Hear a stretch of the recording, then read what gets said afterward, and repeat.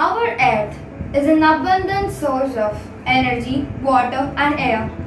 We get energy in the form of heat or in the form of light from the sun, from the almighty sun. When we come to the another case, it is about water. Actually, Earth is called as a blue planet because it appears blue when we look from the space because it covers 3 by 4 of its space or volume with water. So what happens is that without water, no species can exist. Even the life actually originated from the water. So water is actually very important, and it is one of the life important essential item that one species or one organism is necessary or necessitate that organisms to live.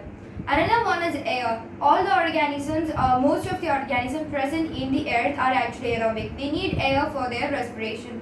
So air is actually present on the earth atmosphere, and we cannot live without oxygen for more than 5 minutes. So what I am coming to is one point, that is the energy or the air or the food or the water that we uses for the existence of our life is actually getting at a free cost. That is, no money is spent on these. Next is another facility that the earth provides to its organism is that the gravitational force.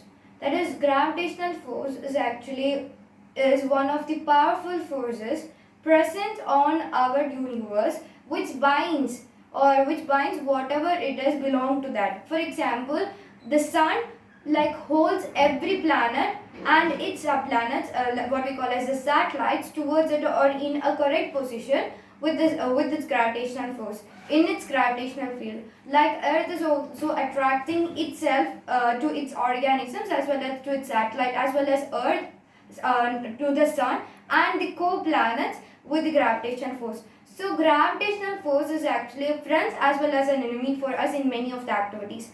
For example, if we wanna walk, or we are actually staying here, we are building a house and staying inside there, and we are walking freely, and we are calmly walking, and we are quite comfortable with what we have, is only because of the gravitational force. But the only thing that affects is our movement. So whenever there is a movement, gravitational force is actually a villain playing there. Why? Because the movement, to overcome the gravitational force which binds us towards the earth, we have to increase our speed or we have to decrease our speed. So the only thing that goes out of, or which need more power or more energy to go beyond the gravitational force, is the rockets and aeroplane to a quite distance. So when the aeroplane has low fuel, it will definitely fall down. That is because of gravitational force. If also in the ocean itself, on the this water molecules are kept on its volume states and are kept on the earth's surface without falling into bubbles, without changing into bubbles and floating here and there. It is actually there in our volume on the sea. It's only because of the gravitational force. So gravitational force is actually a very important thing, which is a very important facility which is essential for us, which is also getting at a free of cost. So the point which I am getting to it is our gigantic planet Earth, which is actually the third member of our solar system, is actually revolving around the sun on its orbit with a speed of 2,400 km per day, which in month calculating a 72,000 km, and when considered about in a year, it will be more than 2 crore. So what I mean is that it is actually an autonomous vehicle. When you consider Earth as a vehicle, and if that vehicle needs engine and fuel for its locomotion, then we require a very big engine, as well as that much of energy and fuel is necessary for its locomotion. But for God's grace, we don't want anything because it is actually moving on its own.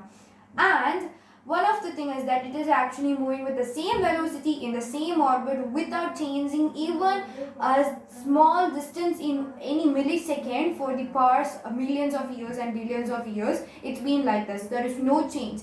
It's an autonomous vehicle because it is actually a driverless vehicle. No driver is there to actually tell or to drive Earth on a correct orbit. Actually, it is going on its own, its axis. So I am going to come to the point to how we can transform a rapid transformation in the locomotion or transportation in our society.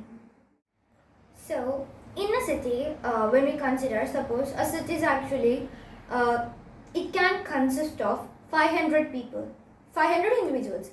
But actually, city is somewhere a place which is actually very congested, because if it is actually capable of including 500 people, 5 lakh of people are actually like congestivity. They just like compactly live there, and because of this reason, it is very crowded in the cities. For example, if we wanna reach some places, you cannot take the private vehicles to reach there at the correct point. So if we wanna go to somewhere at a particular time, we have to prepare before 2 or 3 hours to reach there. But it's not like a semi-rural area or a like a rural area. We can reach at the place even though we are late. But it is not like in the city. We will be it will be very crowded. A lot of traffic will be there. Maybe we have to stand 5 or 6 hours in the traffic jam because of this a lot of crowdness. So what I'm coming to say is that, and because of this, it is not comfortable, that public facilities are not that much comfortable for these people. They are actually affording to buy a vehicle. It may be a two-wheeler or maybe a four-wheeler. If a family has four members have their own type of vehicles for their own needs. These four members, even though they are actually on different streams, they will never go on a same vehicle. They may have four vehicles. At least one house may have two vehicles, two cars or two vehicles or anything. They have multiple vehicles in there, and because of this reason, they have that is, we have a lot of vehicles on the roads than the average. That is, if a road is actually having a 50 vehicles, it is more than that. That is why a traffic jam is occurring there. What all facilities they are getting, for example, the oxygen. Since it is very much crowded, they need more oxygen than the required, above average. Everything they need, what all facilities are there, they need above the average, everything they need.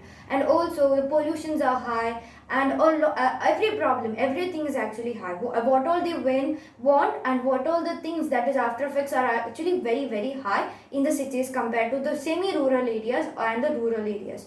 So in cities, this is one of the reason. And when we come to the conditions, like the climatical change of the weather, like climatical conditions, if it is summer, they will face extreme summer, very hot. If you consider very winter, extreme winter, we may see in the news, Delhi is actually snubbed with a lot of snow and all. So let us skip that apart. We are actually facing, or the city people are actually facing a very extreme conditions, and because of the climatical change. It's all because of our interference in the environmental conditions. So that is why there is some changes, chemical changes in our biosphere, and because of this reason, due to this reason, a lot of changes are there now on earth. A lot of changes in every phases of the earth, PHASES, every phases we are actually facing a lot of problems. Now the people are actually not suffice with the AC that we have.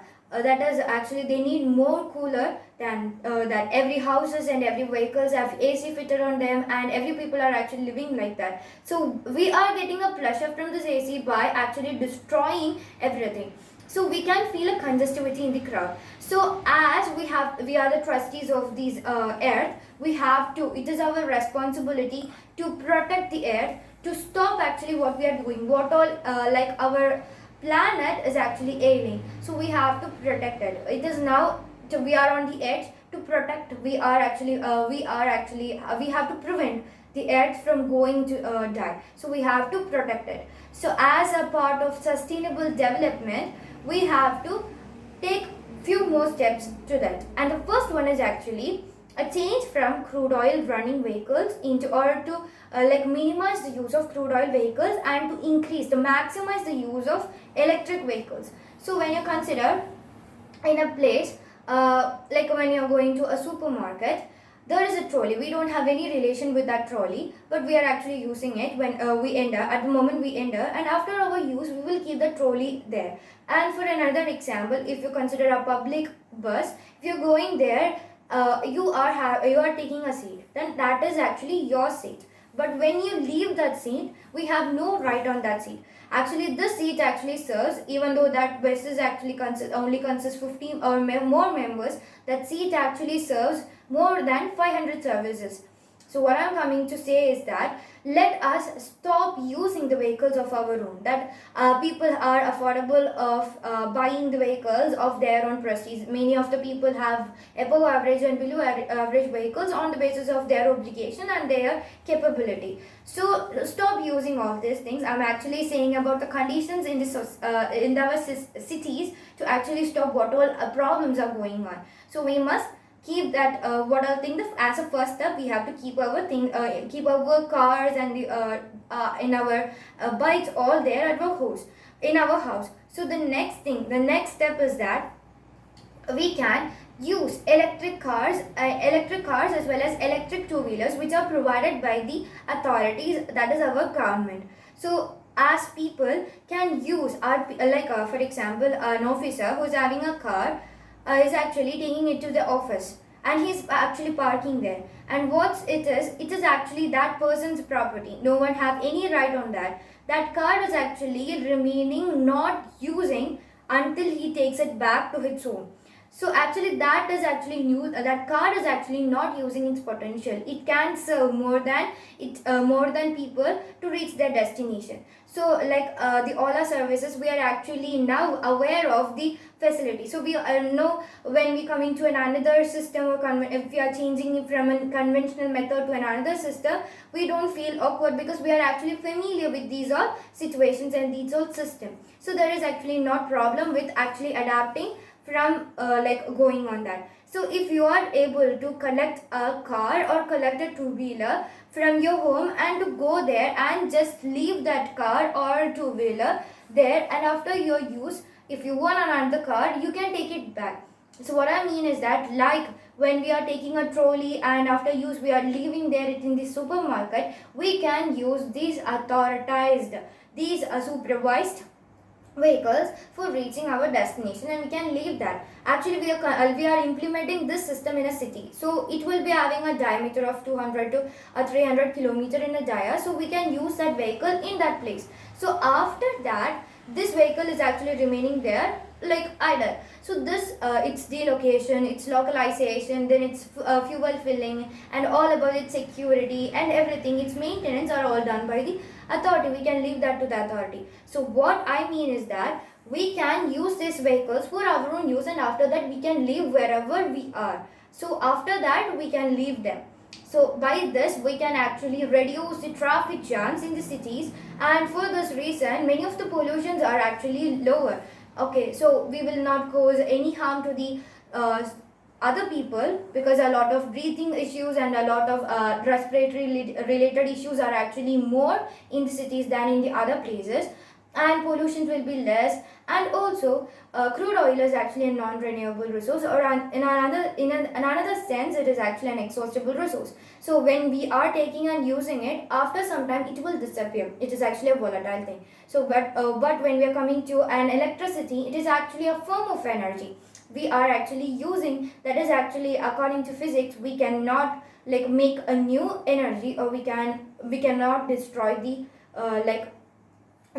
now energy, that is we cannot actually destroy the energy that we have. So I am actually saying that we are getting a plenty of solar energy. So if we are using the solar energy and convert them into electric energy as we can use into that form, we can use it. So when we are actually reaching at a quantity where all the people are not only India but all the world can use, then we can stop, because this solar energy that we are getting for 1 hour can be used for around 30 days and all. So this much of very versatile, very superior energy that we are getting, if we are not using it, actually we are doing a very foolish thing, because this exhaustible resource will actually end someday. So as per the system, as a part of sustainable development, we have to change into another mode of transportation. So the best way, and the best way, as 100 years before Tesla have found that by we can run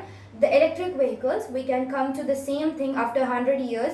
As an honor to him, we can change into these electric vehicles and we can use them. So let's hope for the best, and this is all for this video. So I will come with another video. Thank you.